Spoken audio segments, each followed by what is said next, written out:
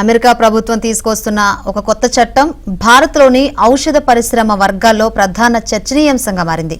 ఆ చట్టం వల్ల మనకు కలిగే మేలుపై పరిశ్రమ వర్గాలు దృష్టి సారిస్తున్నాయి.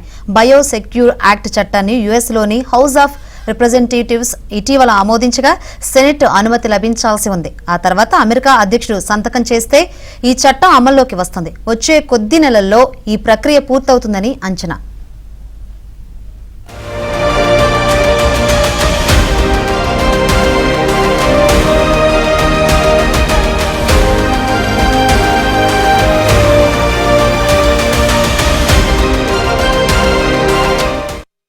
కొన్ని ఇతర దేశాలు ముఖ్యంగా చైనా కంపెనీలతో అమెరికా కంపెనీలు వ్యాపార కార్యకలాపాలు సాగించడాన్ని ఈ చట్టం నిషేధిస్తోంది. చైనాలోని బీజేఐ, ఎంజీఐ, ఉగ్జీ అప్టెక్, కంప్లీట్ జీనోమిక్స్ అనుబంధ సంస్థలు ఈ జాబితాలో ఉన్నాయి. అంటే చైనా దూకుడుకు కళ్లం వేసే ఉద్దేశంతో ఈ చట్టాన్ని రూపొందించారనే విషయం స్పష్టమవుతుంది. ఫలితంగా యుఎస్ కంపెనీలు తమ కాంట్రాక్టు తయారీ అవసరాల కోసం ఇతర దేశాల ఫార్మా కంపెనీల వైపు చూడాల్సి వస్తుంది.